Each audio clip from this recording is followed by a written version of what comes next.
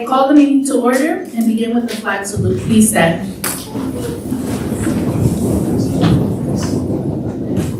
I pledge allegiance to the flag of the United States of America and to the republic for which it stands, one nation under God, indivisible, with liberty and justice for all.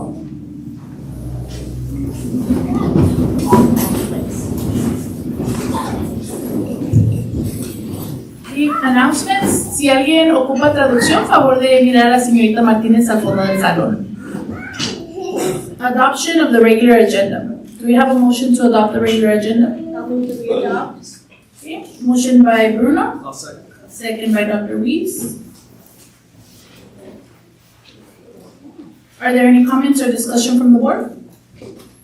Okay. Roll call. Bruno? Aye. Dr. Weiss? Aye. And myself, aye. Motion passes 3-0. Presentations. Item 4.1, recognition of Hathaway Panther Cave students. Dr. Walker. Good evening. I'd like to invite Mr. Renicky and Ms. Lycia and Ms. Hathaway, if you'd like to come to the podium. This is really exciting. We are going to be recognizing the students who have participated in the Hathaway Panthercade Coding Club, and they'll be telling you more about this.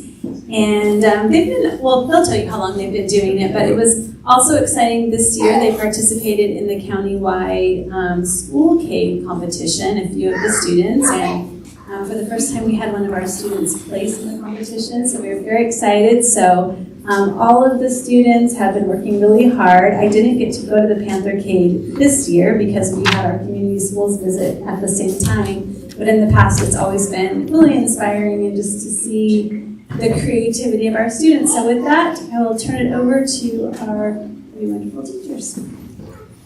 Thank you, Dr. Walker, and thank you, school board members. I won't be speaking very long this evening, which will make a lot of people happy. But I do want to say thank you first to Ms. Hathaway and Ms. Licean, as well as Ms. Ipa for her support on the SHINE program. It's been a really wonderful journey, and appreciate everything that our awesome teachers have done for us. I also want to say thanks to the parents and families that came out tonight. It's so important that we celebrate our children when they're doing great things. And I think it's also important just to celebrate in times being what they are, that we recognize some of the great things that our district is doing, and we're doing a lot. So thank you for your support on that. Here is Ms. Licean.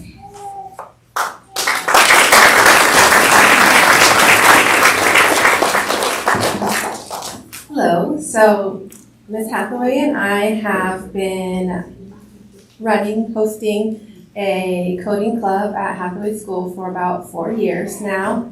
And the purpose was to introduce students to computer sciences, to show them career opportunities for the future, to show them that those career opportunities are for them also.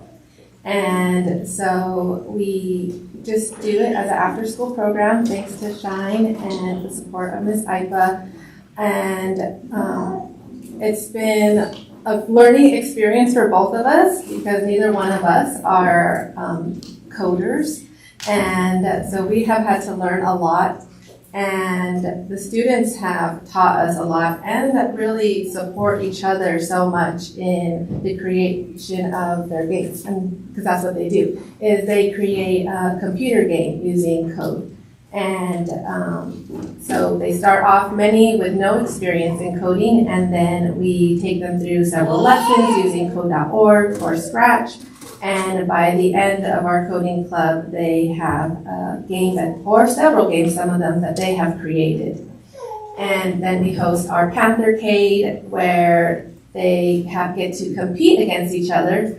And the other 4th and 5th graders from our school get to come, play the games, and also evaluate them.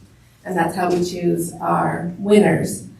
But another part to it is competing in the county competition, Schoolcade. And so in this competition, we are allowed to bring 3 of our coders to compete And they're competing against kids across the county, all of Ventura County, from over the hill in Thousand Oaks, all through schools, local schools here. And so we have many years been swept by the schools over the hill and in Thousand Oaks area. And so this year we were so excited that we had a winner, a third place winner in the intermediate elementary division, Sebastian Ochoa Ruiz, who is here today.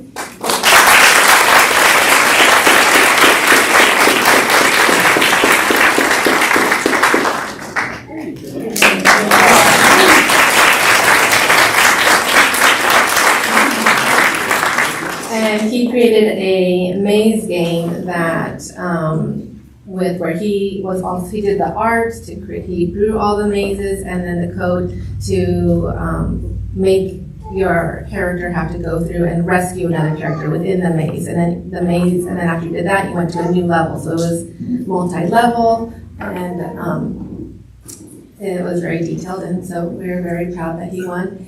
And just proud to have, like Mr. Beneke said, the families come to School K, provide to School K also. So it's so great that we have the families come and support their students, and even families supporting their students throughout Coding Club. Because there are lots of moments of frustration when you are trying to learn how to code and things are going wrong. And I know I've heard from several parents that they had to encourage their children to not give up and keep going, and so we're very thankful for our families. Yeah, I was just gonna say, I think that's the greatest value of this coding is just the grit and determination that is so needed in this quick fix society that we live in right now. And so it really gives them that opportunity to persevere and not give up. And so the kids who start and finish we're really proud of them that they stuck with it. And so again, we just thank everybody for the opportunity, finding it within the budget. Thank you to Ms. Lisea, because she's the one that got it all started. It was her idea and I jumped on board. So just thank you to everybody.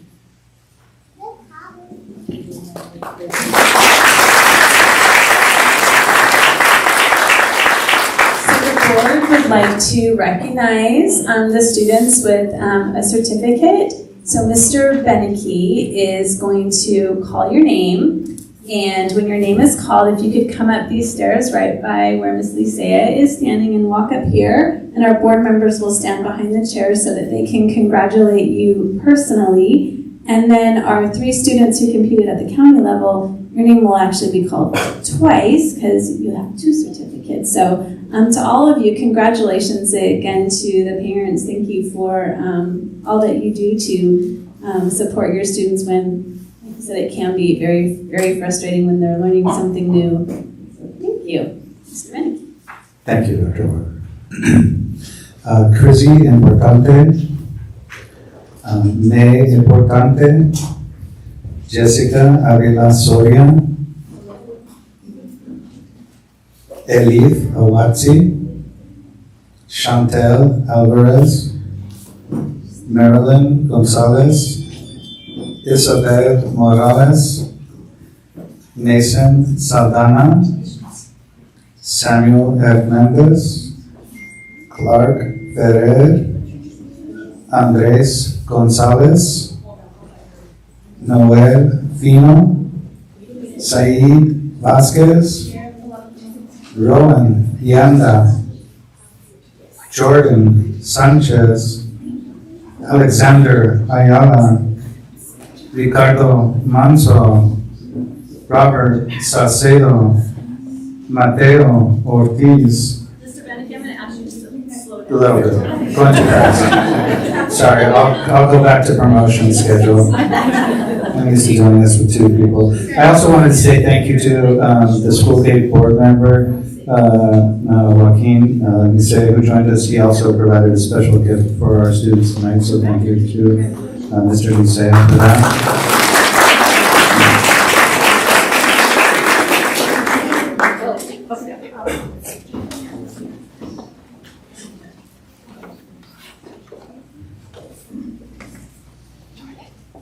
Mateo Ortiz. Sebastian Ochoa Ruiz.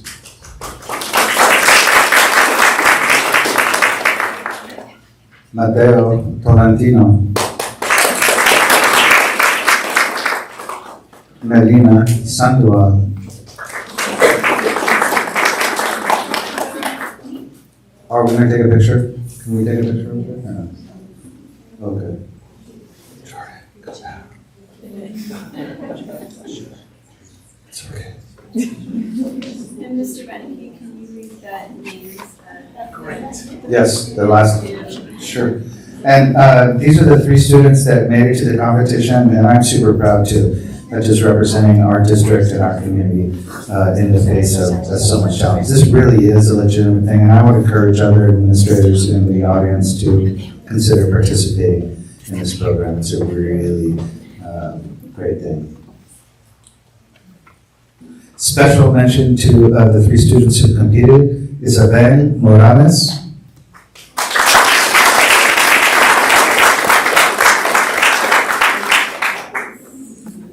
Sebastian Ochoa Ruiz,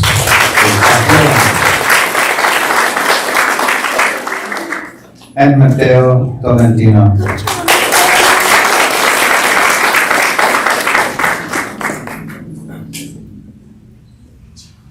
And then I think we're going to come down a little.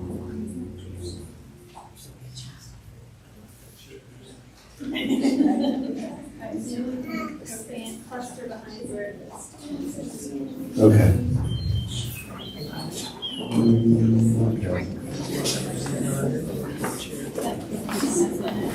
Maybe let's have you guys stand either on the other.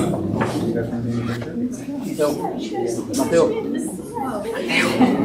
Yeah, no, you have to. If you don't have your next, I do not want to be in the middle. What's that? You go by Dave. Yes, I'll stand by Dave. Thanks, Dave. Cameraman up here.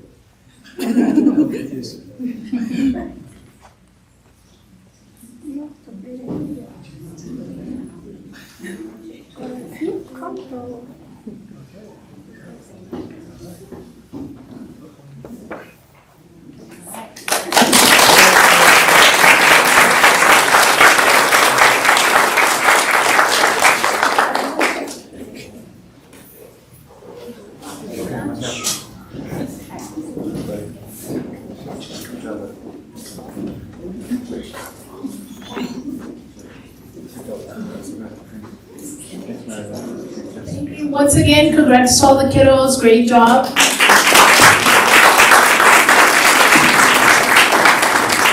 then at this time, we'll give the parents a chance if you guys have to go or but everybody's more welcome everybody's welcome to stay.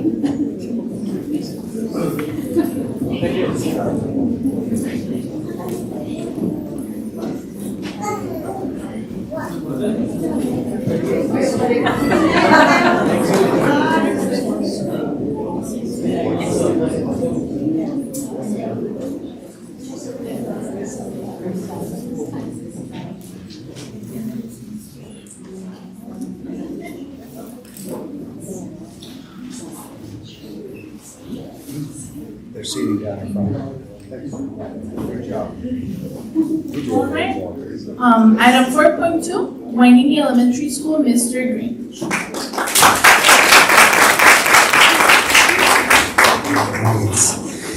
Please forgive me in advance, this is my first board presentation, so I was nervous last night, nervous right now, and I'm sure I'll be nervous afterwards. Good evening, everyone. Good evening, board members, Wainini team, parents, friends, and family. My name is Brandon Grange. I am the polite principal at Wainini Elementary. I was looking for a P word all night as well. I think that's what kept me up.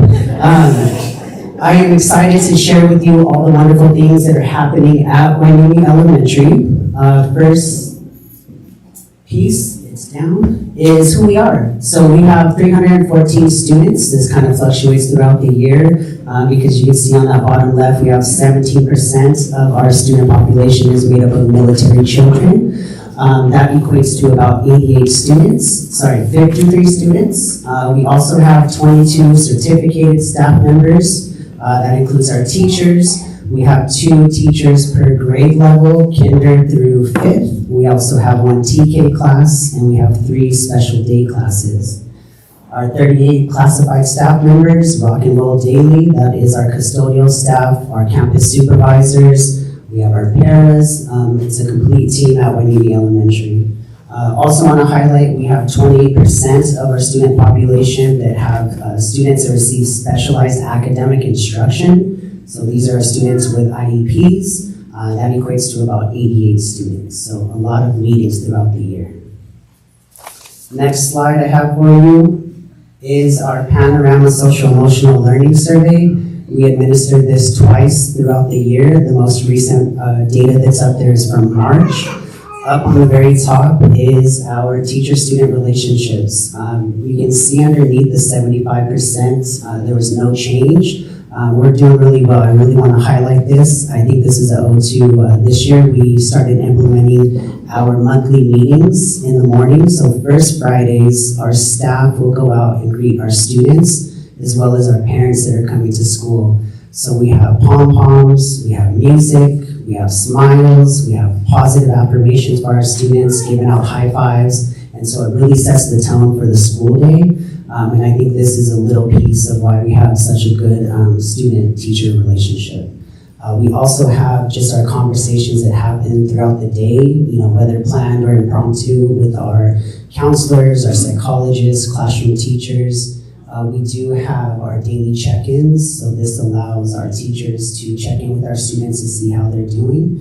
If we see somebody that's not feeling too well, the teachers will take the time to check in with them and see what's happening and what they can do to support them. Below that, we have our self-management. This was our greatest increase. So we had a 10% increase in self-management. So this is how well our students manage their emotions, thoughts, and behaviors in different situations.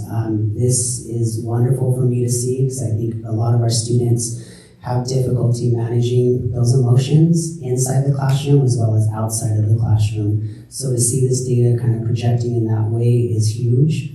And then just a little bit of information. The top 2 is our 3rd, 4th, and 5th grade data. And then down below is our emotion regulation, that is our teacher perception. So our teachers fill this out on behalf of the kinder through 2nd graders.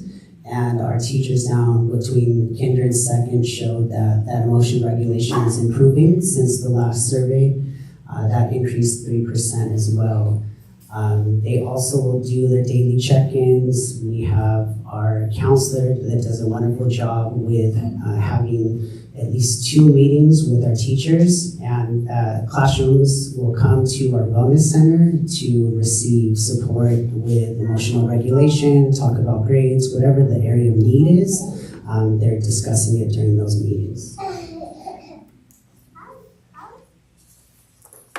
Our first bit of information or data is our M class. So this is for our kinder to 2nd graders. This is for English language arts. The red or kind of purple, pink color, sorry, my colors are not right. On the left side is row below. So we can see up on the top with our kinder, beginning of the year is the boy, and then MOY is middle of the year.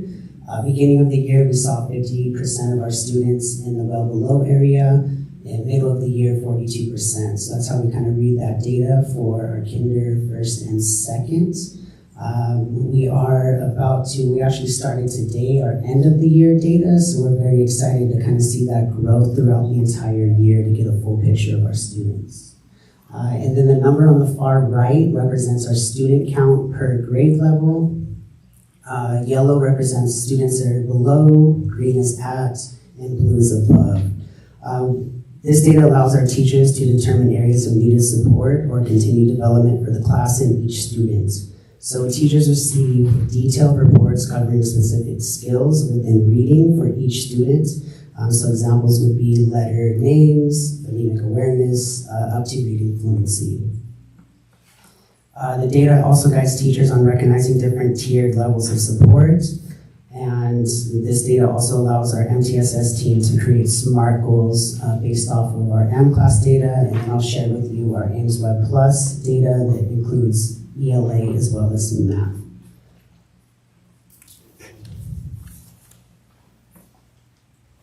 And here is our Ames Web. So this is our English Language Arts for 3rd through 5th grade. The boxes represent the percentage of students that are in each risk category and the likelihood of them not meeting end of year performance targets. So 3rd grade, you can see 51% are in the low risk, and then we have 27% in the high risk for 3rd grade, and then the other grade levels with 4th and 5th. Again, we center our discussions as an MTSS team around these data points, covering all grade levels and analyzing the areas of need throughout the campus.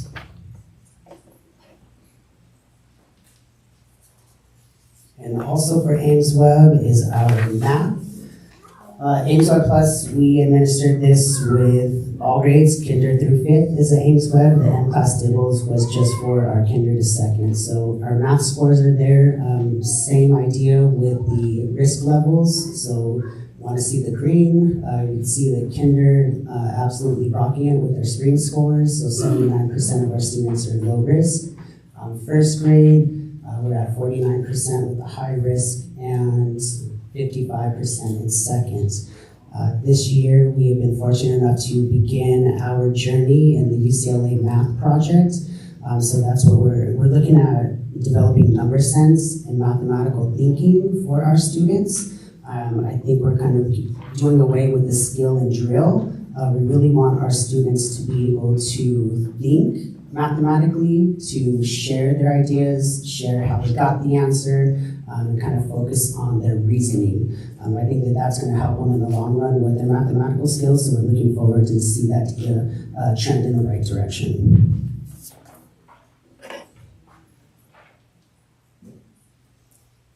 And this is our 3rd, 4th, and 5th grade data. We can see 56% are in the low and 3rd, 60% 4th grade, and 56% in 5th. And again, this is our spring data collection.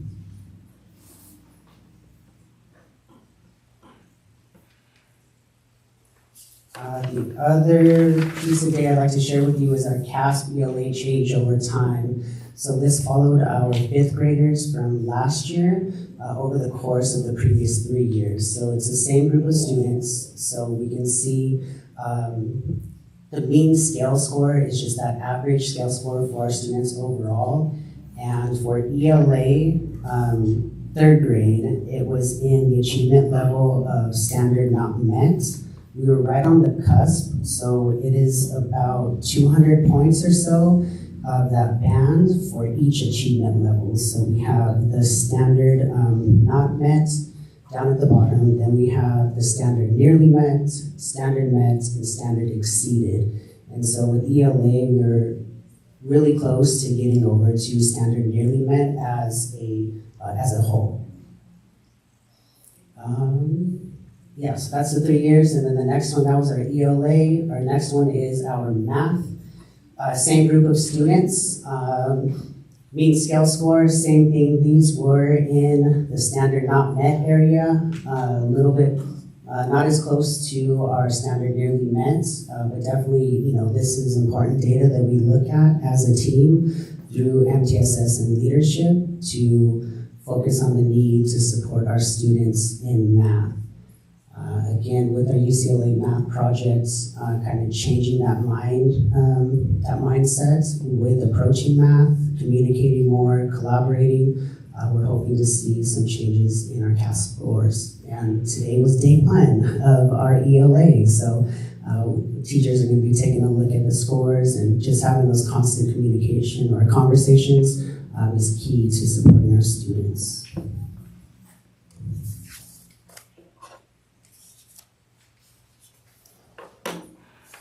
Right, around the campus. So we have been pretty fortunate with a lot of our community members reaching out. If we start on the top left, we had a partnership with CAG as well as Food Share. So they came to our school and they brought 200 boxes of fresh produce.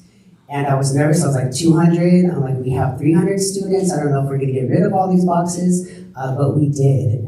It was wonderful to be able to provide that for our families. So you can see that second picture. The one on the top left is our line for the food share and SEAG, and then the next picture next to it is the produce boxes. So we got some lettuce, some celery, oranges, apples, strawberries. It was definitely a nice little mix. So I was waiting for invitations to come over so that we can make a meal or something, but next year maybe. Next one in the middle on the top is our DEFY. So that is our Drug Education for Youth program that was through the military. These gentlemen came out during Red Ribbon Week and provided t-shirts to all of our students. So it was wonderful for those students to experience that, and it coincided with our Canes Arcade. So it was just a wonderful event to have our students participate in. The two on the far right side was during our Read Across America event. Top right, we had our Port Hueneme PD officer come in and read. And then on the bottom right, wonderful Lions Club, they reached out and wanted to read to our students. And so they read to all of our kinder and TK classes and also provided a little goodie bag for them. And then the bottom in the middle was our collaboration with Ocean View Pavilion as well as the Sizzling Seniors. So they donated a sports ball to every single student. So we had basketballs, volleyballs, baseballs, footballs, anything and everything. So this happened right before the holidays, so it was wonderful to provide a little gift for these kiddos before they headed on winter break. And bottom left was our Ventura, our Bike Ventura. They come out every year and it's an absolute blast. So we have our TKs, our kinders, they do a little bike rodeo. So on Friday, they get out there, they put on their helmets and they're scooting along the campus. Our 3rd, 4th, and 5th graders do a whole week presentation with bike safety. They navigate the campus and then just learn about making the right choices while on the bike. So those are our wonderful events that are happening. I got pictures of. We also had Ojai storytellers through our VAPA. We also had our American Heart Association that came through, did a presentation. So we've had a lot of wonderful outside vendors coming to our site. And our last one that I have for you is our Anchored for Life. So this is a program that we offer at Hueneme Elementary. It's in partnership with the base. So we have our counselor as well as a paraeducator and our military counselor that supports this group. We have about 5 to 6 students. They're 4th and 5th graders, and we have a mix of students that are both in the military and not in the military. They're working on their social skills, leadership skills, building character, and improving self-esteem. They also put on monthly, they'll put out a video to our staff. They'll be filmed by with our counselor. And they just look at kind of the reminders that some of our littles need. So lining up correctly, walking through the hallways. And then our wonderful Thunderbolt mascot will come through, make an appearance as well. And the kiddos go crazy for the Thunderbolts. In addition to the monthly videos, our Anchored for Life students will also do welcome tours for all of our new students. So throughout the year when we get new students, they will do a campus tour. They will show them the cafeteria. They'll show them the restrooms. It also just gets them to build a relationship with somebody that first day. So it's a wonderful opportunity for our Anchored for Life students to build those leadership skills and that rapport building. Let's see, they're also doing Spirit Weeks. So usually every month or every other month we'll have a Spirit Week. They support it with the month of the military child, kind of just get that engagement with our students. They will plan those. And another component of Anchored for Life is our kids. So with our military students, they will receive a box for a kid. It will look for, it's either a welcome box, like welcome to the school. They also get deployment boxes when they have somebody that's being deployed. and then also a moving box. So we have a lot of our families that will be here for a while and then move out of the area. So these kits are designed to provide comfort and resources for new students, those leaving or dealing with deployments. Our Anchor for Life is a wonderful, wonderful program. Like I said, spearheaded by our counselor, a paraeducator, as well as our military counselor. Thank you. Any questions? Perfect. Thank you very much.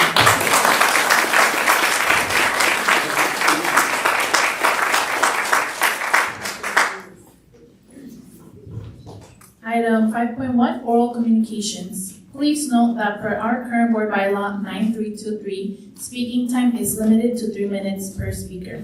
Do we have any general speakers?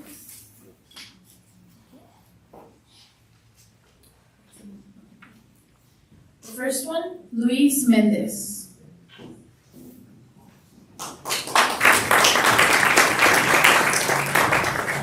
Thank you guys for having us. My name is Luis Mendez. I'm currently the Vice President of the Port Wayne Lions Club. I will be the new president come July. I have Saveli, Claudia, Stephanie, and Lupi in the back. We came here tonight. First, I just want to say thank you guys. We're the newest club in Ventura County. We've been around 3 years, come June or July, I believe it is. In July. And you guys have helped develop a partnership with our club, whether it comes to Teacher of the Month. We go around to the schools once a month to present the Teacher of the Month to the selected teachers. And in that, we also partner with the schools themselves to try to see how we can provide support to the individual students or the staff at hand. Back in March, we actually partnered with Eo Green Junior High with Mr. Sanchez and Adeline Mendez.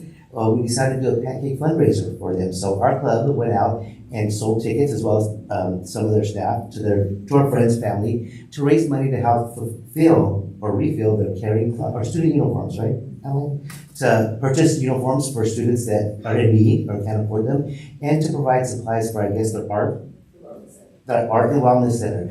This is the second time we've done this for Eo Green. We did it 2 years ago. We helped fill their carrying closet for their kids, also they can go for items that are in need that the families can't afford. So today we are just here to present a check for $2,000 to Mr. Sanchez and Adeline Mendez from our club for the money we raised.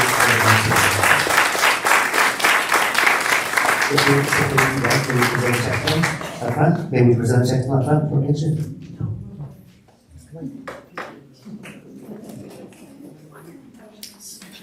Sorry for the ink, it ran out. We had to find an emergency one. Wait, what's it?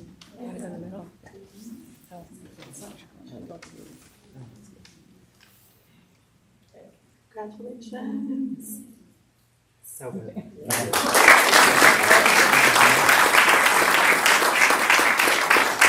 So again, I just want to say thank you to the school board for the partnership that you guys have created with our club. We look forward to doing more things with you guys as the needs come to us from some of your staff. So again, thank you very much. Thank you. We've truly appreciated the partnership with the Lions Club. They have been a big support with bringing the Teacher of the Month recognition and just various things over the last couple of years. So thank you very much for your support.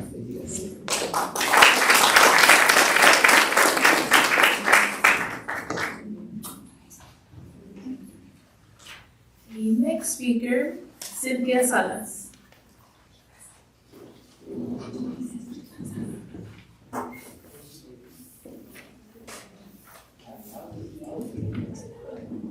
Good evening, everyone. I'm here today just for purposes of identification. I'm a school board member of our school district. I'm here in my own capacity, but I'm here speaking as a board member. I want to say thank you to both your Superintendent Walker and Assistant Superintendent Molina for attending the African American Clergy Coalition last week, where we discussed the ongoing concerns in the African American community in regards to the use of the slur, the N-word slur.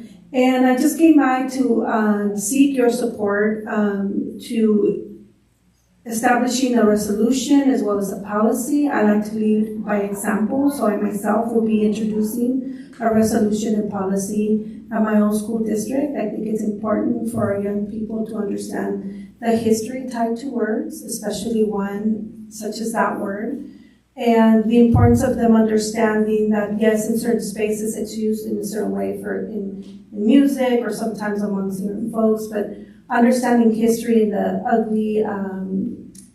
ugly things that are tied to that word, from slavery to dehumanizing people. And in addition to uplift the importance of all slurs altogether that there are not tolerated in our space, especially if we want to continue to have a climate that's space welcoming and students feel that they're expected, wanted, and valued. And so I just ask that my fellow colleagues as board members join me in that act of introducing a policy. I will be leaving the template that was shared during that evening, and I'm also happy to submit my policy and the edits that I made for Oxnard School District as I'm vetting it through some individuals for your consideration. Thank you.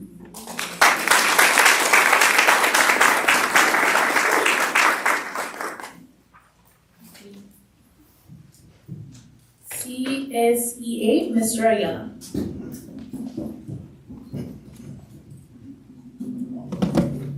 Hello everyone, currently going on in our chapter, we recently met with the district and we created a new position, PE locker room assistant.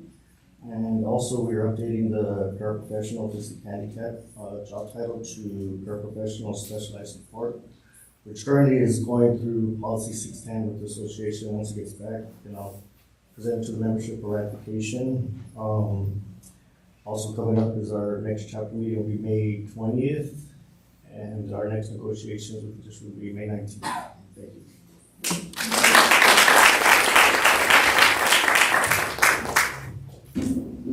HEA, Mr. Gomez. Hi, good evening. As Mr. Graham said, we're starting testing this week, so we're kicking off the next couple weeks of fun. We have, what else? We have last week we finished up parent conferences, and this Wednesday we have our last council meeting, so I'm sure our reps will be happy to have more meetings this year. Thank you.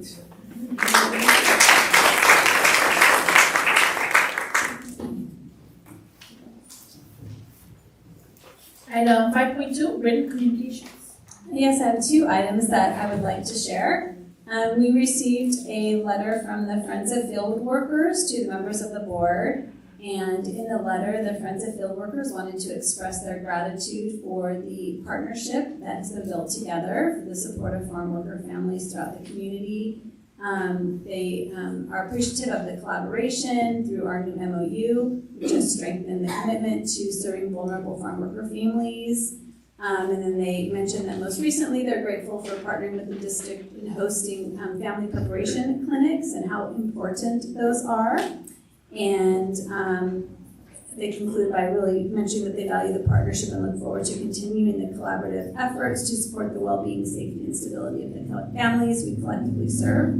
I'll be sure that you get a copy of the letter. And then we also received a letter from Mayor Pro Tem District 2, Gabe Taran, to the board and to myself. And this letter is they're highlighting the district's contributions to the city's immigration stakeholders group. The group was convened by Mayor Lewis MacArthur following the federal immigration actions within the Oxnard community. And this group really brought stakeholders together in roundtable discussions. The city and the Oxnard City Council quickly recognized the impact that these meetings were having on families throughout the community. And the Mayor Pro Tem wanted to personally thank Ms. Isabel Pelaya, who is our community schools coordinator at Blackstock, for her steadfast,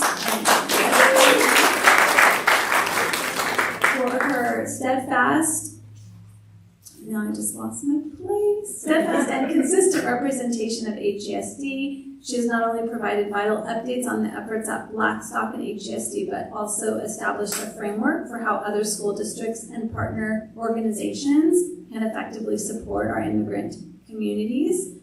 He commends the district, Ms. Palaio Ryan, and the Blackstock staff for their vital role in this community-wide effort. So I will also be sure that you receive a copy of this letter.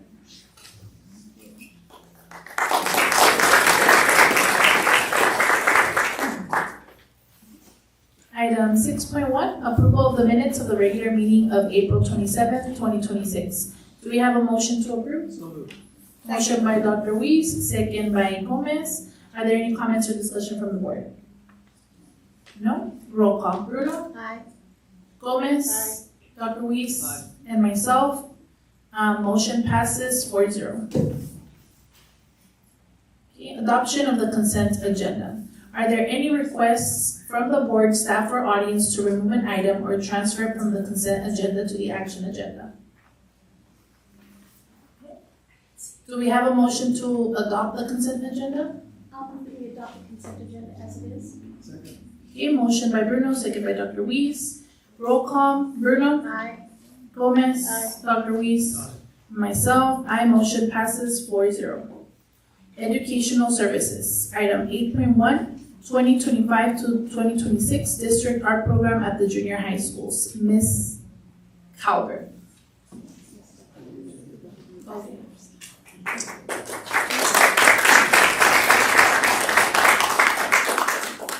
I would like to introduce our VAPA coordinator, Karina Culver. Thank you. Hi.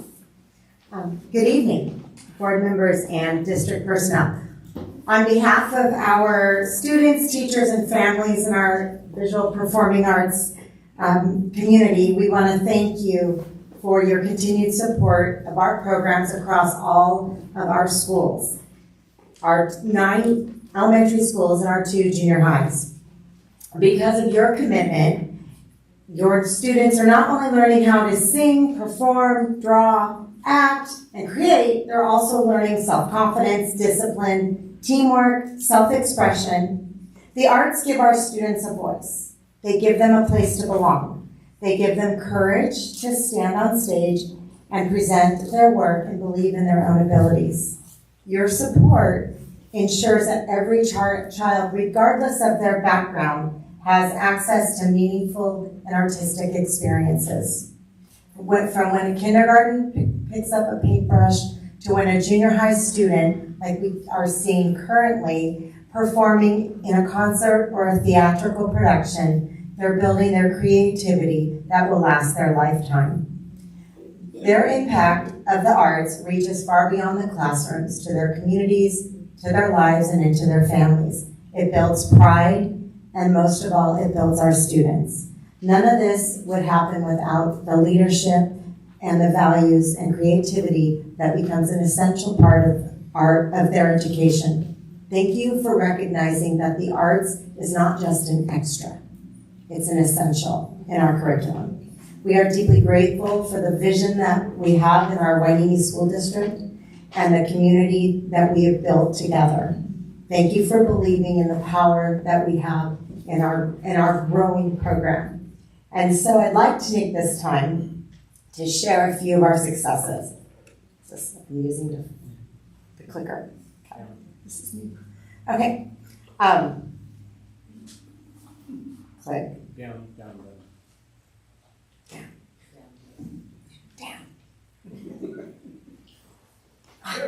Okay, so our program we have is our mission, our vision, and our hope. And we have included our Wainini Elementary vision and mission in our own VAPA vision and mission. And throughout this year, we have experienced a variety of just amazing experiences for our kids. Currently, we have 9 elementary schools that we are serving and 2 junior highs. In our 9 elementary schools, almost each and every school has a VAPA space. There are still some schools that we're working on and we're hoping to have space. We are serving kindergartens through 5th grade. Currently in our elementary schools, 6th grade at Beach, and we are servicing our 6th grade at the junior high. We are working with our teachers to display and showcase their work. Currently, the elementary work is showcased at OPAC, and our junior high work is here. We've added theater this year to our 3rd through 5th graders, which from what we've been receiving response from the teachers has been an amazing experience for the students. And we're possibly hoping to add more for our TK and kinders. That's still in the works. Here is some of our pictures of our students of drawing. The one on the left of the frogs is with Miss Guerrero's classroom. I think they were 1st graders or 2nd graders? 1st or 2nd graders. Then in the top right is our theater classes. And then the bottom was our 1st and 2nd graders working with Dance for Wellness. Dancing with Our Future Stars. Our 2 junior highs, and they will give their little presentation in a moment, but we have 6th grade this year. They were provided with a contract artist, resident artist, a local artist who went through the Wainini School District. He went to Parkview, and then went to EO Green as well. And now he's coming back and serving our own students. So Mr. Gonzalez from Dofre Art has been a wonderful experience for our students. This next year, our 6th grades will be a new program starting, but with the resident art teachers that are already there with Ms. Briggs and Mr. Aldana. The 6th grade classes also had hip hop for 10 weeks. And then our 7th and 8th grade had collaboration with their STEM classes. I went in and worked with Ms. Johnson at Blackstock, and we created bridges to one of their STEM projects. I taught them perspective drawing, and they went through and made drawings of their bridges before they built them. And then I went into the math classes at Yo Green, and their artwork is actually up on the wall where we worked with their 2-to-1 correspondence. So here's some of their artwork from the junior highs. And then at Beach's artwork is up on the front up here. They did a little watercolor that we brought in and shared with them. So in our visual arts education, we have K through 2nd grade actually receiving credentialed visual arts with their teachers. 3rd through 5th grade has credentialed teachers, and our 6th through 8th grade now has credentialed teachers, which we are super excited about. We also have our music. We have elementary music, which we've had with with Ms. Crutcher and Mr. Garcia. We also worked with and provided costumes for the mariachi and the folklorico programs and the after school shine program. In our dance, we have our 1st and 2nd graders have worked with our community partners of Dance for Our Future Stars. 3rd through 5th grade had Dance for Wellness, and then our 6th grade had Hip Hop Mindset this year. And at the end of each of their sessions, they put on a presentation or performance with each of their prospective teachers and instructors. This year was our new edition of theater, and we provided, or Dance for Wellness actually provided theater instruction for our 3rd through 5th graders. And then also with our After School Shine program, their programs are going on currently at the OPAC. EO Greens was last week, and Blackstock's is this upcoming week. With our theater in the classroom, these productions inside helped with ELD, helped with oral language, and they gave the students an opportunity to stand up in front of their parents, their peers, and really express how they're feeling throughout their classes. And lastly, our community engagement was awesome. Again, our work is up at OPAC. Our work is here at the Port Wainini, our conference center here. And then we also had the opportunity to have Ojai storytellers come in. And he, Native American from the Ojai Chumash Center, came in and told stories of his heritage all across all 9 schools were able to see his presentation. It was amazing. I would like to bring up our junior high art teachers, Ms. Briggs and Mr. Aldana and Mr. Gonzalez, and also our kindergarten through 5th grade teachers, Ms. Rios, Ms. Guerrero, and Ms. Neighbors.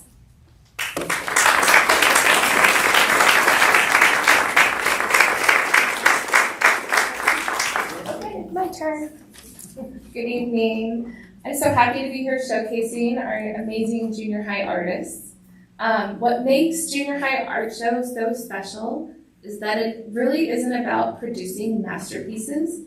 It's about the growth that happens when young people give themselves permission to try, to sometimes fail, right? And to try again. Our students have learned that progress in art looks a lot like progress in life. It's rarely a straight line.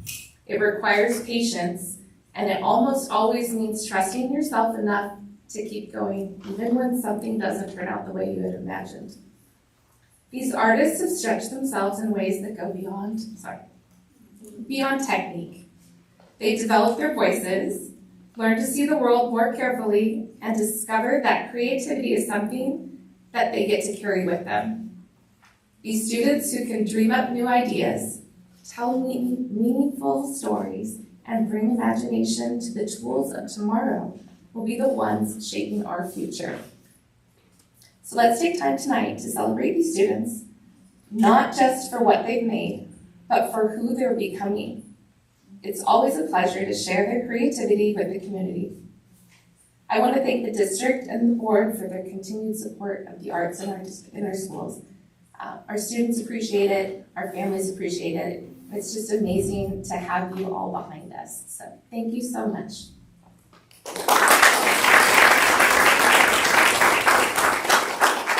Any questions for us? Thank you.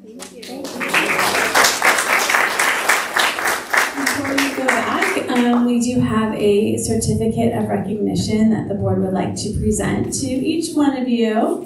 So if you were here when the Panthercade students came up here, they did some great modeling for what they're doing now. But I'll go ahead and read the names, and then I'll hand them to President San Pablo. You can follow just like what they did before. So Deanna Neighbors.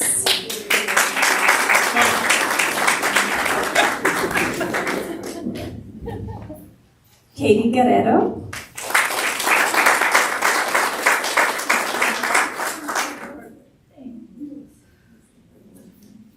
Danielle Rios.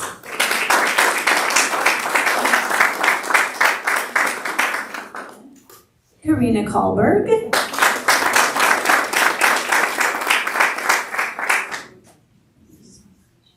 Cesar Aldana.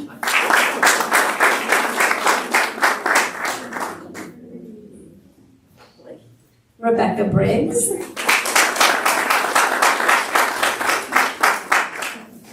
Alfonso Gonzalez.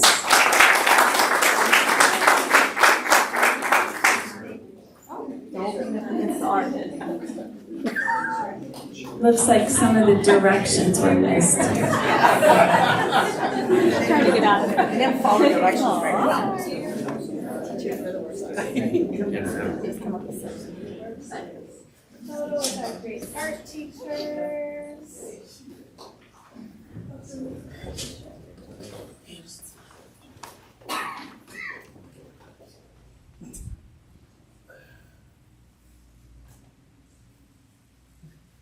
Thank you.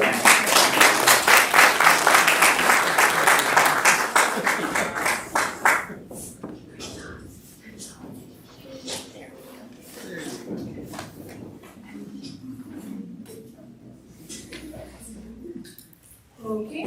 Item 8.2, Ventura County Farm to School Program, Mr. Ragsdale.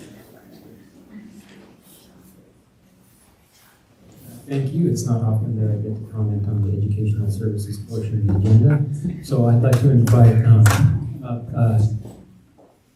our food service director, Joanne, who's going to speak about the farm to school program. Good evening, school board members and district personnel. Tonight I have the pleasure to introduce Anna Jackson and Cassandra Espinoza from Ventura County Farm to School. Wainee School District was one of the founding members of VC Farm to School many years ago, a program that started with the goal to bring local produce to school children.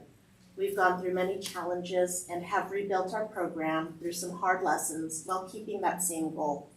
With the leadership of Anna Jackson, PC Farm to School is now a nonprofit organization that was instrumental in bringing over $2 million in grant funding to Ventura County to help build 2 local food hubs and a comprehensive hands-on nutrition education program that serves school children throughout Ventura County.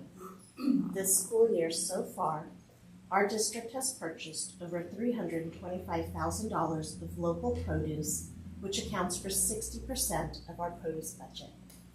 This amazing work could not be accomplished without these 2 amazing ladies who will tell you more of what they've done in Wyoming. Thank you so much. My name is Anna Jackson. I'm the Executive Director for Ventura County Farm to School. I just wanted to say it's a pleasure to be here this evening with the Wyoming community, and we are really, really happy to be working in your schools with your students and your teachers and staff. It's all been a really, really great year. And such a huge appreciation for your school meal programs that Joanna leads. They are some of the best leaders. I enjoy in the school cafeteria every time I'm in Wyoming. And I'm really grateful for the support that your district has given to Farm to School programs and helping us grow. And we are so excited about building this program as the years go on. And at the end of our presentation, if there are questions you have or pieces of data you would love us to collect for next year, just let me know, because I really like collecting data and learning about how we can grow and improve our programs. It's been really lovely tonight to hear about all of the great programs you provide for your students, and so we want to make our program really great and meaningful for your students. And I will let Cassandra take it away. Hello, my name is Cassandra Espinoza, and I'm the Nutrition and Garden Educator for Wyoming School District, and I just wanted to share with you guys today a little about what I did throughout the school year. So this is our team for Ventura County Farm to School. We have Genesis, Michelle, Dominique, myself, Cassandra, Ricardo, and Anna Jackson, who's here with me today. Genesis is Ocean View's nutrition educator. Michelle and Dominique are Oxnard School District's nutrition educators. And then myself, Wyoming School District. Our mission and vision, nutrition education, cooking and nutrition lessons to build lifelong healthy habits. Local produce. We focus on purchasing over a dozen local crops from 10 plus farms for school cafeterias. And then school gardens. School gardens throughout Ventura County provide hands-on learning for thousands of students. Salad bar superstar lesson. So this is a nutrition lesson that allows TK and kinder students to practice how to use the salad bar. Every TK and kinder class at each school in Wyoming School District participated in this lesson. So I taught this throughout the whole month of August and September to all TK and kinder students. Eat the Rainbow lesson. This is a nutrition lesson that allows students to try new fruits and vegetables in a fun, colorful, and mindful way. In the picture, you can see I passed out blood oranges, rainbow carrots, and blueberries for the students to try. And then this is just a calendar sample of what my work looks like in a month. So this is for the month of October. I focused on teaching the Three Sisters Garden lesson. And then for Harvest of the Month, we did bell peppers. And then we also did the Cafeteria Farm Field Trip Day. So Harvest of the Month. Harvest of the Month is a lunchtime activity where students have the option to try a new fruit or vegetable that is featured that month from a local farm. So this is at Parkview Elementary, and this was a month for October, and I passed out bell peppers. We did green, yellow, and red bell peppers. Our local farmers, we have Osorio Family Farms, Carranza Family Farms, and El Camino Viejo. These are all local farmers that we get our produce from for the students. Cafeteria Farm Field Trip Day. All cafeteria staff in Wyoming School District was taken on a farm field trip day to Osorio Family Farms in Carpinteria, followed by a lunch on the beach afterwards. Staff was able to see the local produce they are receiving and serving at their schools in person and were able to enjoy this experience. October corn shucking event. sponsored by Joanna. Students were able to participate in a fun fall corn shucking event at Williams Elementary, where they tried to see who could peel the most corn the fastest. They received prizes at the end and were able to eat and enjoy the corn that was purchased straight from a local farm. And then there was a friendly contest with the teachers and the principal afterwards. Garden lessons and planting. There are currently 3 gardens in Wainimi School District as of right now, one at Hollywood Beach Elementary, one at Haycox Elementary, and then another at Williams Elementary. And then these are just some pictures of all the students in their school gardens. We have pictures of the students planting in Williams, and the bottom left corner was the 3 Sisters lessons I taught in October at Hollywood Beach. And then we have another picture of students working on their nature journals in the garden. And then we have school events. We had the William Pumpkin Patch, where it was a big buddy, little buddy system where the 5th graders taken their kinder, like their little brother or sister, into the garden. And each student was able to pick out a pumpkin that was brought in by a local farm. And then we did a back to school night. I did that at Hollywood Beach, where I passed out local produce to parents, teachers, students, so that the parents know what type of programs are happening at their schools. And then we have the garden salad. This was at Haycox Elementary. 5th graders planted in their school garden when the vegetables were ready to be harvested. The students came out and picked all the fresh produce that they grew. We made a garden salad with the tomatoes, bell peppers, strawberries, and lettuce for all 5th grade classes to try and enjoy with what they grew. And then we have our gardening and nutrition success rates. For Harvest of the Month, I average going to about 3 schools a month and offering a new produce for students to try during their lunchtime. I try to rotate 3 out of 9 schools each month, so I see the same students every 3 months. Over the school year, I've reached 9,500 students, repeating the same kids in each returning visit. 1,448 in nutrition lessons, 1,392 in garden lessons, and 115 in after-school garden club. How does this program impact students? It increased fruit and vegetable consumption, improved academic achievement, students gain knowledge of food and nutrition, supports social emotional learning, and builds local economies. Our supporters. Thank you again, Joanna Carino, the Director of Food Services in Wainimi School District, who continues to build a healthy community by connecting students to local farms and produce and bringing me in to teach these nutrition and garden lessons to each student. Thank you for your support.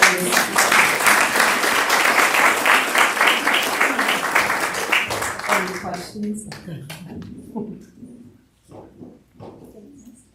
All right, thank you so much.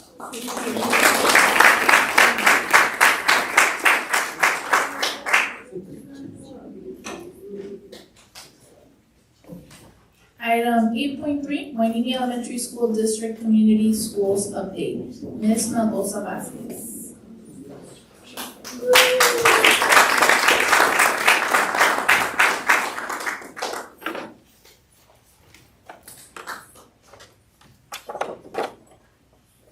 Good evening, Governing Board and District Leadership.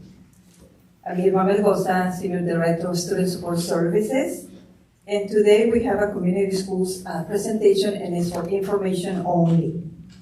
You received the packets, and the presentation is an update on the state-funded community schools initiative. The coordinators are here, the lovely and amazing 4 coordinators that we have. Where is the clicker? We have right here Ms. Graciela Batista, raise your hand please, from Williams. Our Haycox, we have Susan Mares. From Blackstock, we have Isabel Pelayo. And on Rio Green, we have Adeline Mendez.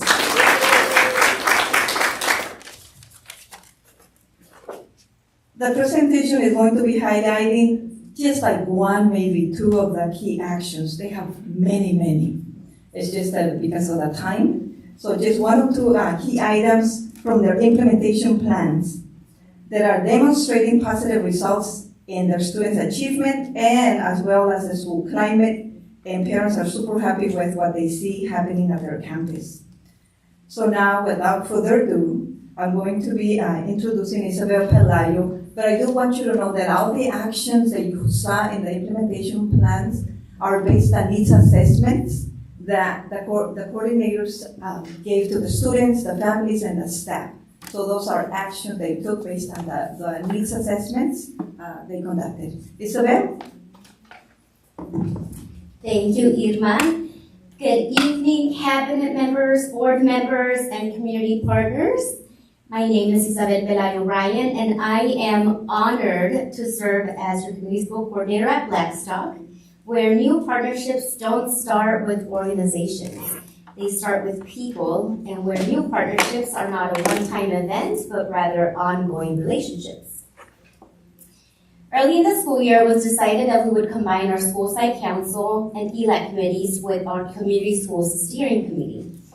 At first, about 10 people would attend our meetings, but now we have over 100 participants attending our monthly gatherings.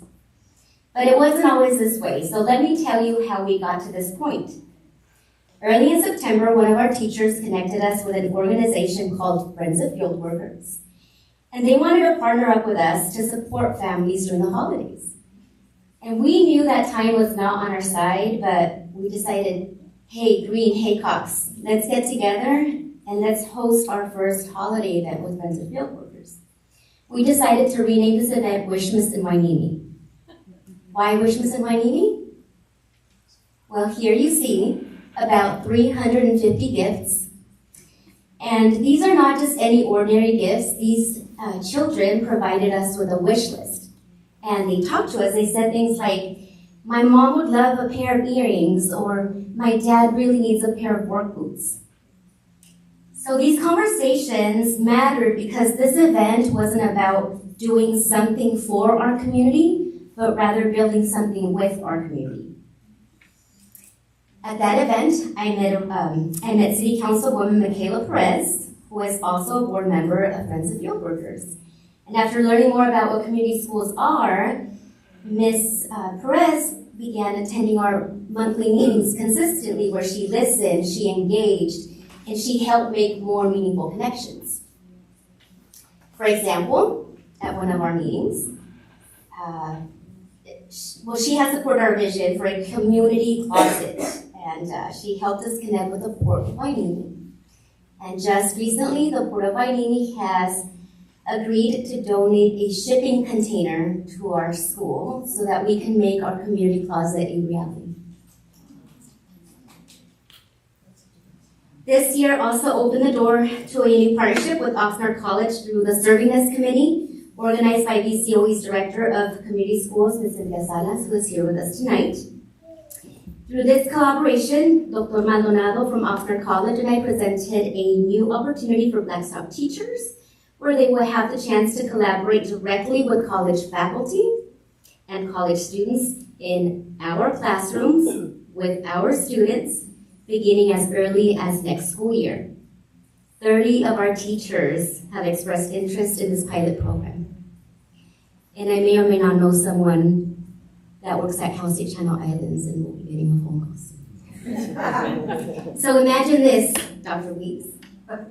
Imagine our students not just continuing to visit colleges throughout the school year, but college faculty and college students will also begin building a true presence directly on our campus. On the next two slides, we have more examples of new partnerships that we've established this school year. By the way, many of these partners wanted to be here tonight, but they couldn't. I do want to point out that Ms. Vanessa Frank is here with us tonight. She is with Youth Right to Rise. She and Friends of Field Workers have partnered up together with Blackstock to support some of our most vulnerable families, our immigrant families. So we are working to create an event where we can write the emergency preparedness plans alongside our families. Also, I want to mention that through CalU's TRIO program, approximately 100 students will be visiting different colleges and universities this summer.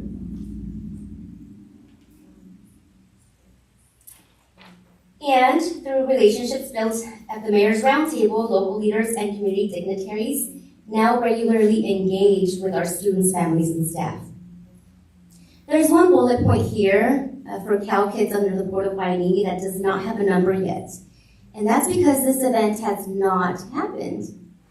However, we are projecting that hundreds of children will be able to fill out their application on site at Blackstock, because we're not just inviting the 11 schools in our school district, but we are also inviting students and families from our local high schools. Because when our kids leave our campus, they don't stop being our students.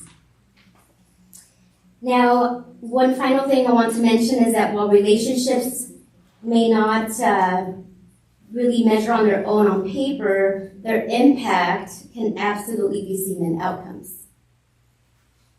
Over the past 2 years, Blackstock's chronic absenteeism rate has significantly decreased.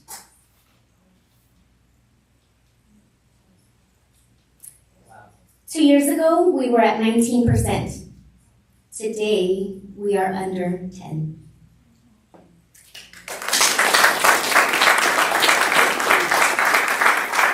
This growth reflects the collective work of our students, our families, staff, district leadership, and community partners. I also want to mention that 2 of our most awesome parents decided to skip their ESL class tonight to be here and support the work. Gracias por estar aquí.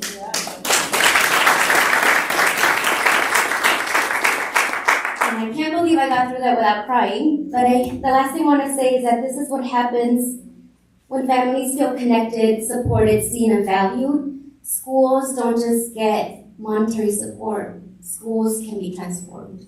Thank you.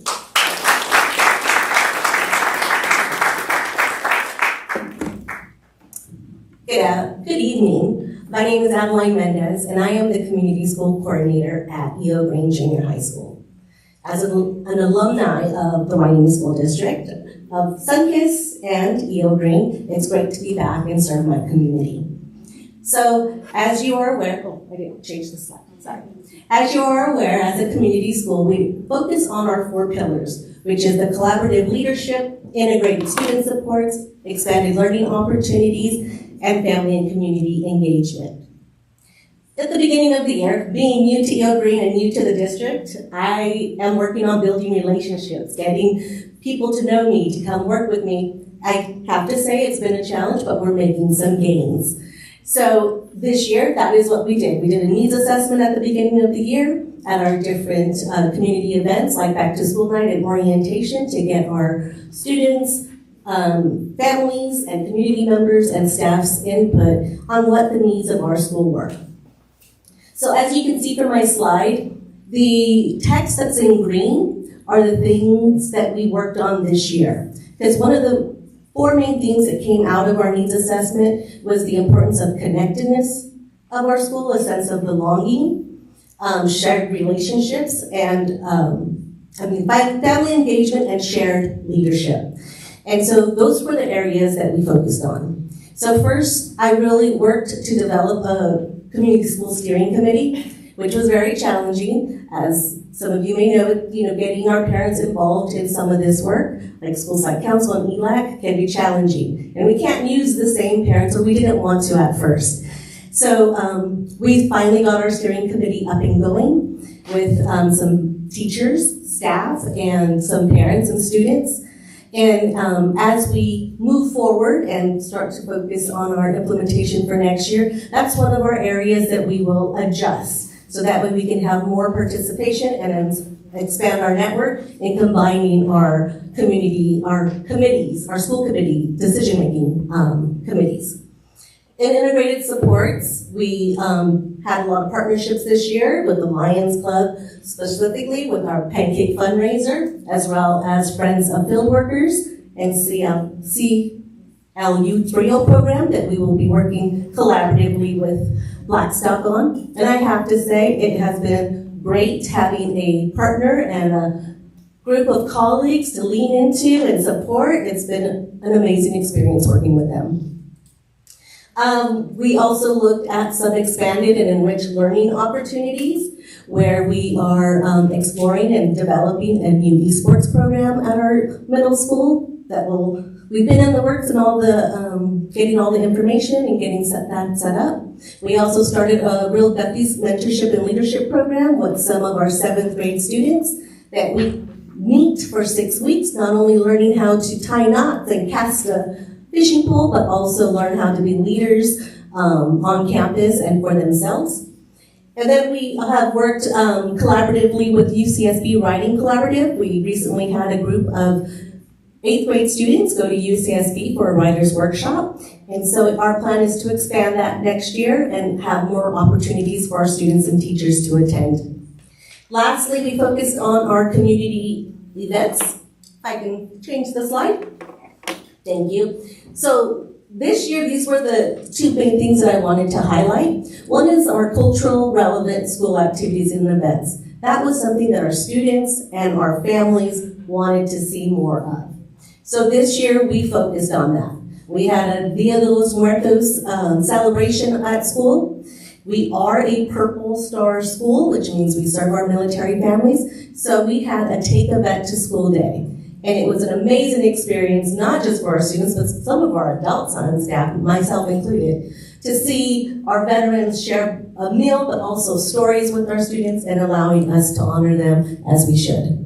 We recently, just a week ago, May 1st, had our first College and Career Day, where the bottom picture you can see, we had about 45 presenters come out and present to our students, various ranges of careers, and we had some colleges and vocational trades there as well. The SST 6th grade math intervention, as a member of the SST team, I sit on there looking how I can support and bring resources for the teachers as well as the students and families. And one thing that was consistent when working with the 6th grade teachers is we had a pocket of 6th graders that were in this SST process that were struggling with math, and we didn't have much to offer. We have reading specialists on site, we have an MLST specialist on site, and they support our students, but math was one area that we needed to support. So we did a 8-week program with 12 students that we identified that were going through the SST process with 2 teachers, and they worked with them for 2 days a week for 1 hour for 8 weeks. We actually had a couple students that unfortunately, due to circumstances, couldn't stay after school, so the teachers actually did those sessions virtually. And we focused on their basic fact fluency. So as you can see, our students started their weeks with that baseline of 9.4, and after the 8 weeks, they grew their skills up to 31.9. So it was a short group. We just wanted to try something and experiment, and we look to expand that and provide more intentional intervention for our students to get their needs met. Thank you.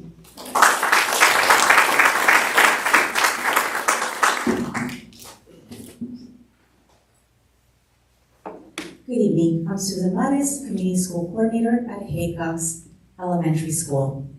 Our goal is to support and prepare our students in an equitable, inclusive, and supportive learning environment. Our students, we have wonderful students. Many face many challenges. For that, we need our students to be present. And so one of our focuses was to motivate our students to come to school and improve our attendance. We've been working in collaboration with our school community in a shared goal, and it is making a difference.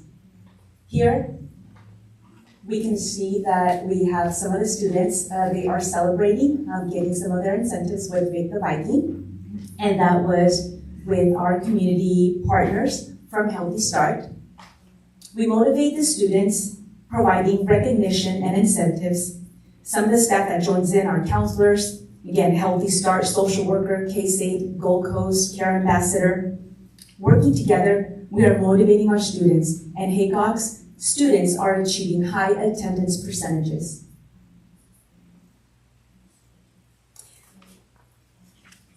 Every week, we run weekly reports.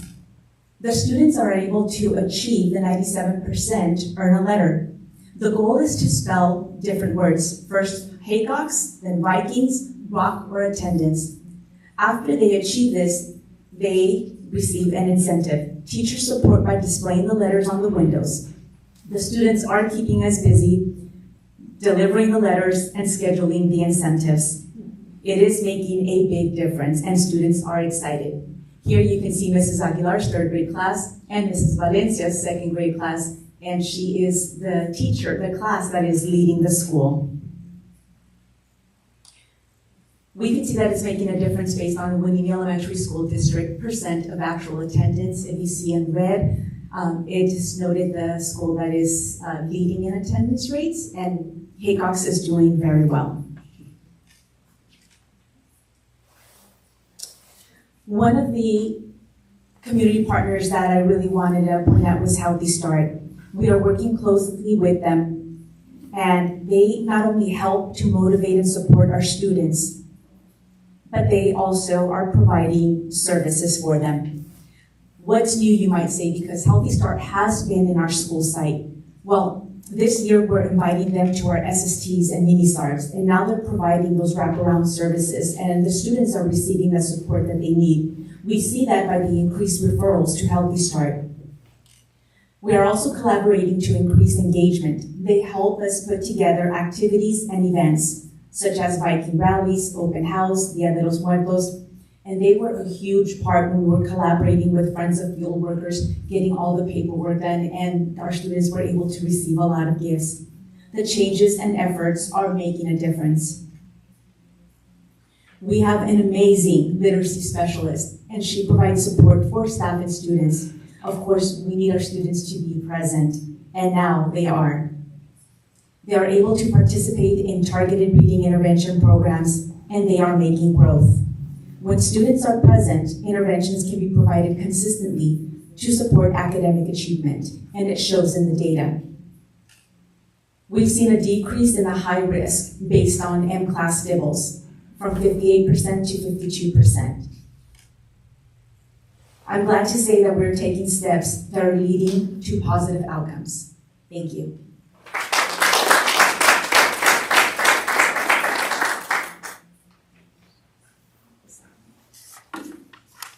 And now I would like to present Mrs. Graciela. Good evening, Board. I'm Graciela Bautista, and tonight we're proud to share how Williams Elementary Community Schools is cultivating connection by aligning our data, goals, and outcomes to support the whole child and continue getting all Wildcats college, career, and life ready. So, our work begins with the data. At Williams Elementary, we believe that for a child to learn, they must first feel like they belong. In 2024-25, the California Healthy Kids Survey results show that 63% of students reported school connectedness, and 55% reported feeling safe at school. This helped us identify a clear need for targeted, hands-on support so every child could feel seen, valued, and heard. In response, we aligned our community schools implementation goal with LCAP Goal 2, focusing on academic attendance, behavior, social, emotional wellness. From there, we put intentional actions in place. With the support and guidance of our community school steering committee, we first equipped and empowered our staff. With 100% of our staff, 100% participating in CPI de-escalation training to support a safe, calm, and regulated learning environment. We also brought in intentional SEL assemblies and targeted partnerships. Second, we focused on seeing and valuing every student. Community schools supported culturally relevant activities and intentional partnerships. We created opportunities for students and families to feel represented, connected, and proud of their school communities. These are just a few of our new initiatives under community schools. These are some of our pictures of our amazing families and activities that we had this year. And most importantly, the growth is in the data. So, the impact of this work is clear in the 2025-26 California Healthy Kids Survey results. Students reported safety increased from 55% to 81%. That's a 26% growth. School connectedness increased from 63% to 81%, an 18-point growth. High expectations from adults increased to 90%, and caring adults in schools increased to 71%. All important sections in our California Healthy Schools grew. The delta change was double point growth. These outcomes show when we continue to review our data, set aligned goals, and take intentional action, we create a culture to support the whole child. Together, our staff, families, students, and partners are building a stronger, more connected Williams community where every Wildcat is supported, valued, and working to become college, career, and life ready. California Community Schools Partnership is alive and well at Williams Elementary. Thank you for your support, community members.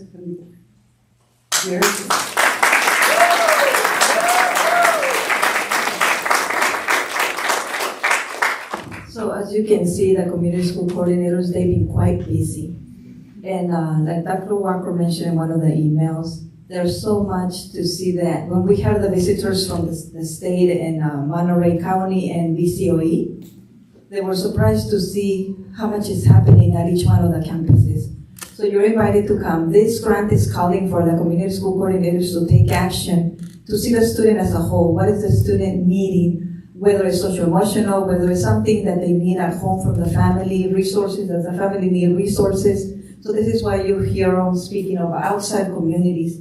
So now, thanks to this grant at those schools, instead of the student going out trying to find the different resources, which is difficult for a lot of the community, now the student is at the center, and they are trying to bring everything possible to support the student. So the goal is to have every single student to be college and career and life ready. So thank you. The community school coordinators are doing an amazing, amazing job. Please help me to give them a round of applause.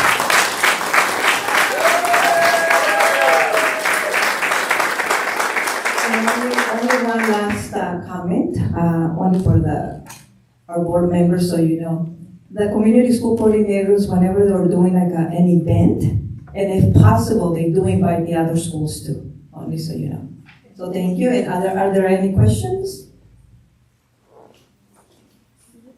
I just have one. Would you be surprised to hear that Cal State Channel Islands has a TRIO program? Yes. And also, Oxnard College, I didn't see that on your list, but I think that's a really important partner as well. And Cal State Channel Islands is about 9.5 miles from where we're sitting right now. And all the other schools you mentioned were much further away. So in terms of community, I would encourage you to get over to Channel Islands and see some of the things we're doing there. Thanks. Definitely, we will. Thank you.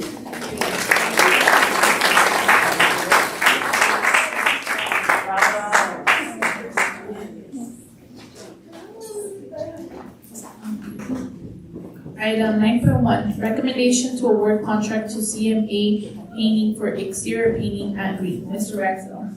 Good evening. This item is a recommendation to award a contract for exterior painting at Eo Green Junior High School to CMA Painting Inc. Green is the first of 3 schools that has been identified for painting this summer. The district received 7 bids for this project. CMA Painting Inc. submitted the lowest bid at $391,000. This project will be funded by Measure C bond funds and is scheduled to be completed during the summer break. So it's recommended the board award the contract to CMA Painting. Do we have a motion to award? Motion by Dr. Lee. Second by Bruno. Are there any comments or discussion from the board? Go ahead. First? Okay. We usually see a difference in price, but not this big. 2.1 million compared to 391,000. Could you put it up on the screen? I was going to ask that same question. And I don't want you to have to repeat yourself because it goes on in the next 2 also. The next one's 1 million. Let's have those come on. You can't explain it. So that's what we're supposed to be doing, is exactly what you That's a big difference. Yes, there was a substantial difference between the lowest bid and the highest bid. And these bids are, all the contractors do a job walk at the site. They look at the conditions there, and we share with them the expectations for the project. All of the materials are specified as part of the project, so all of them are bidding the same materials. All these projects are prevailing rate projects, so they'll be paying their employees mostly the same thing. So they may either be estimating in a way that the others weren't, or they are looking to maximize their profit, or they have other concerns on these projects. But yes, this is one of the greater variances we've seen in the bids. Thank you. So, can I ask you a question? Yes. So, what do you think is the difference between 391,000 and 2.1 million? I mean, are there any track records of change orders on some of these sums that bid low? Is there a maximum change order amount in each one? I mean, We usually put in an allowance for unforeseen conditions on these projects, just because things do come up during paintings or older buildings, and sometimes they run into conditions that need to be repaired before they can proceed to put paint over something that's failing. The last 5 sites that we've done, we have not gone over the allowance that the board approved. So we delivered them at the price that they were bid.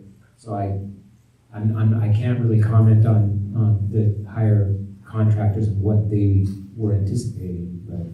So then I'll follow up what you said there. So with CMA Painting, we've had experience with them, and they have followed their amount they bid and not come back and ask for change orders. In this case, the Wainini has not worked with CMA in the past on other projects. This will not be true of the next 2 recommendations I bring. Those contractors we have worked with before.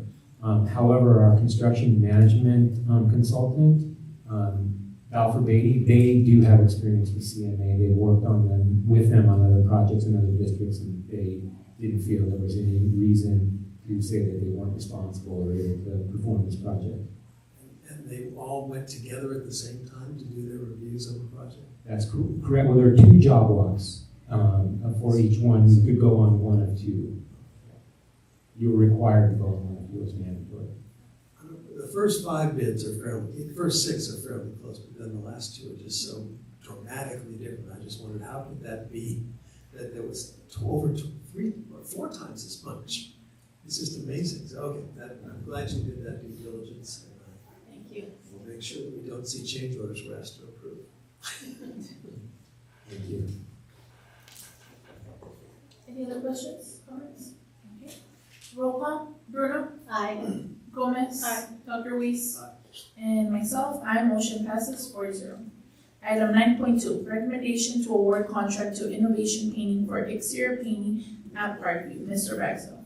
Similarly, staff has identified Parkview Elementary School as requiring exterior painting. Following a competitive bid process involving 6 contractors, we are recommending the board award the contract to Innovation Painting Inc. Their total bid of $276,000 was the lowest received. And like the previous item, this work will utilize Measure C bond funds and take place over the summer to avoid disrupting instruction.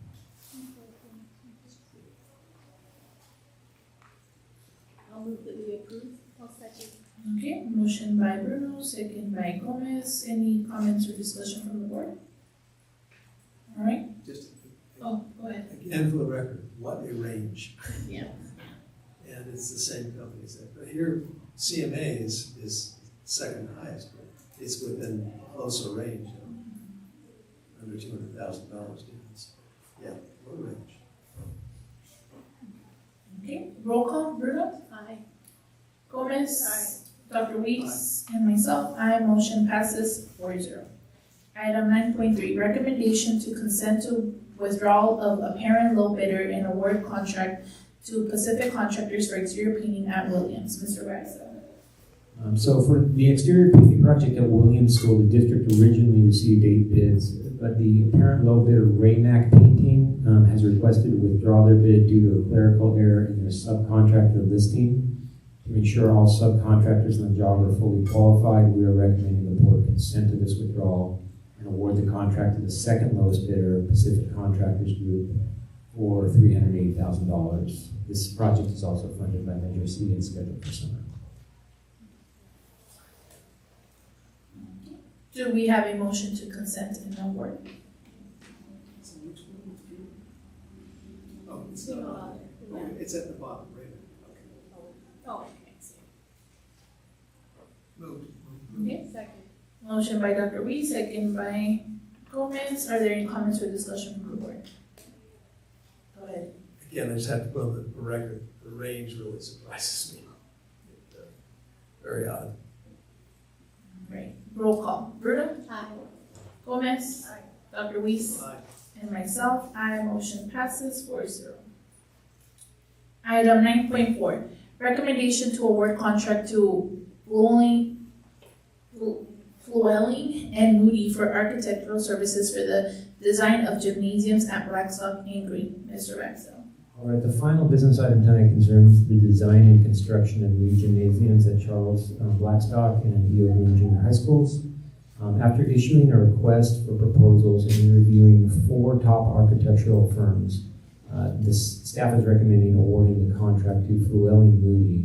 While they are not the lowest bidder, their proposal of $1,586,245 demonstrated superior experience with the Division of State Architect and a design approach that provides maximum value for our Measure C bond funds. Approval tonight will allow the district to enter an agreement for design services and for the design phase to begin immediately.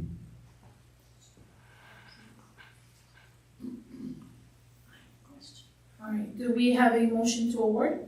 So moved. Second. Okay, motion by Dr. Weiss, second by Bruno. Any comments or discussion? Go ahead. This 1.5 million is not for building the whole thing, is it? No, this is just for the design. This is for driving pictures. This is for the design of the building and the construction administration of the building by the architects during the building. So they are for both buildings, yeah. And so the architect is actually involved throughout the project from the time you start designing until the time it's delivered. 1.5 is a good price. That would be really good. Is there, in the contract, is there a consequence if they did think of something in the drawings that they have to revise, or is it still all covered? And then I work with architects that they come and oversee and then they realize they didn't know something, they had to change something to increase the cost of the project.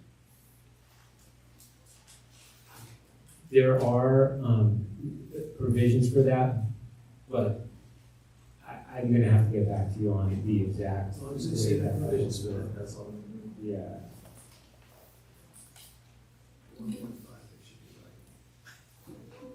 All right, any other questions? Roll call. Bruno? Aye. Gomez? Aye. Dr. Weiss? I was going to ask something else, I forgot. Sorry. Okay, and myself, aye, so motion passes 4-0. Human Resources, item 10.1, Declaration of Need for Fully Qualified Educators. Mr. Casilla. Good evening, Governing Board. This is a declaration of need that we bring to you every May as we're anticipating our staffing for the following school year, and the California Commission on Teacher Credentialing requires us to estimate how many emergency permits we may need in the upcoming year. So what we bring before you is a recommendation to approve this declaration of need for the 26-27 school year. And if you look at what we're anticipating, we are still in, we may be in need of B-clad teachers for our dual language programs, and also possibly some resource specialists, special ed teachers.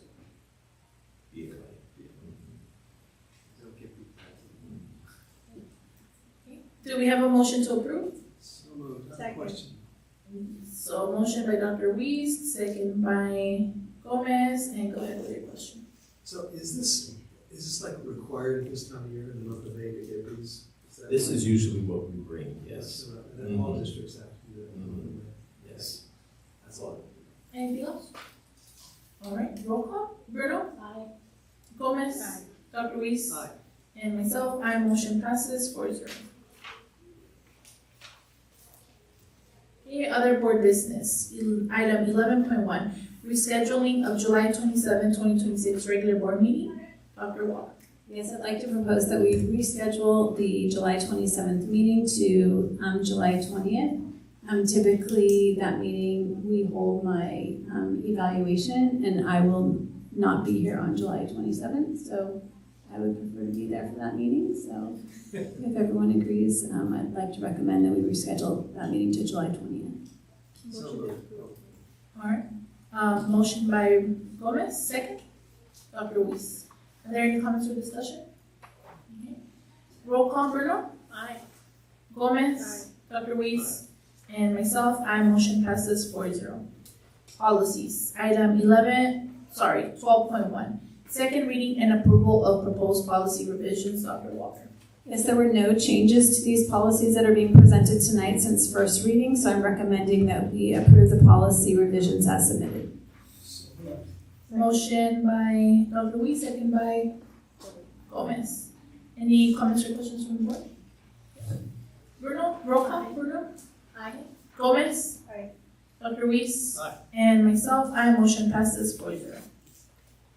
Monthly reports and advanced planning. So trustee reports, Bruno. I went to Larson for performing arts. They danced. The kids were adorable. I don't know what grade they were. We had quite a few parents there. I was impressed. It was really cute. The instructor looked at the parents and said, "Watch how they hold their hands." There's some dances with like salsa where they're supposed to hold hands. They hold it like this, or some of them just put their hands up. It was boys did not want to touch girls' hands. 2 girls would hold hands, 2 boys would hold hands, but not a boy and a girl. I also got to go to Parkview for the ice cream truck. It was really nice to stand there and get to talk to the teachers. As they were standing in line, I just kind of went down the line and got to say hi to everybody. It was very nice. That's it. Thank you. Okay, Gomez.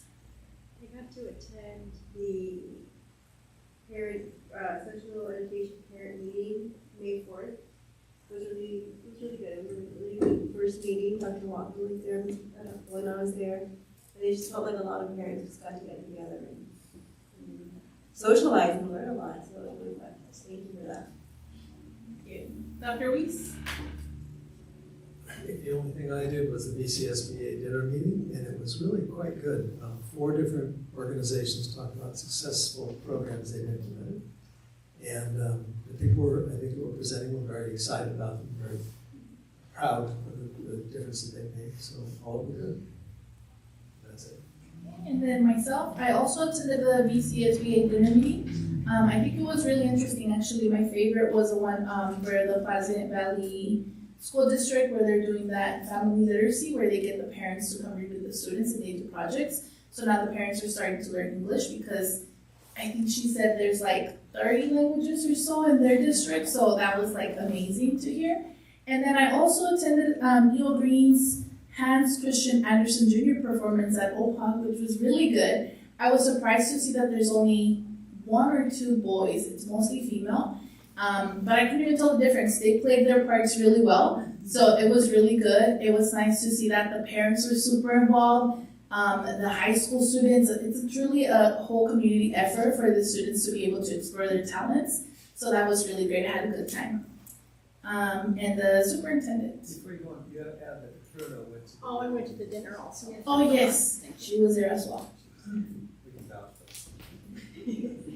All right, so this week on Thursday, the Haycocks, Blackstock, and Green Mariachis will be performing at the countywide DLAC meeting, and we're just really honored to have them represented. I think they may be the only elementary and maybe the only junior high performers that night. So unfortunately, this is not open to everybody because if you can imagine, countywide DLAC meeting space is very limited, but I wanted you to know that our students will be performing there.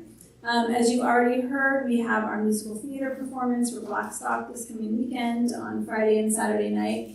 And it really was exciting to see the level of parent involvement in our theater program. They had the parents come out, on stage at the end, and these shows really just could not be done without the collaboration between the staff and the parents and everything. So thank you to all of them. You've also heard that CAST testing is beginning this week, so everyone is focusing on that, and we wish our students, to be able to stay focused. And I was going to say good luck, but it's not about luck, right? So we hope that we have done what we needed to do to prepare them and to reduce their anxiety over testing. Our final math committee is meeting this week, I believe, and they will be making their final recommendation on what math program we will be recommending to the board for adoption, so you can look forward to hearing that recommendation in June. And then you read in my Friday letter last week and heard a little bit from our community schools visit. I so regretted not sending that invitation to you. It really did not come across to me that way. And while I was there on the visit, I will make sure the next time I invite, because it was just a really powerful visit, and it was exciting to see what was happening at Williams and Haycox, and just so proud of our community school coordinators, the staff at Haycox, the staff at Williams, for Ms. Melgosa, just for all of the hard work. So I'm sorry that I neglected to invite you to that, but I will do so when we have the next one when they visit Blackstock and It'll be mentioned in here, Okay. Item 13.3, suggested future agenda items. So, Go ahead, Dr. I Weeks. just want to say, I love seeing the number of parents here tonight. And so if we can find topics that will get the parents here and have them actually talk to us about what they want us to know about and what they want us to do as a board, that would be awesome. Just great to see this place almost full. So, I don't know what those topics will be, but I just really, it's a good feeling. Okay, Bruno? While the parents were looking at the artwork, I had several of them ask me, so what's going on here? What are you doing? So I got to tell them, it's a board meeting, where this is a school district. So it was nice to have parents here. Anything else? All right. So we will now go into closed session at 7:46 to discuss labor negotiations and a confidential student matter.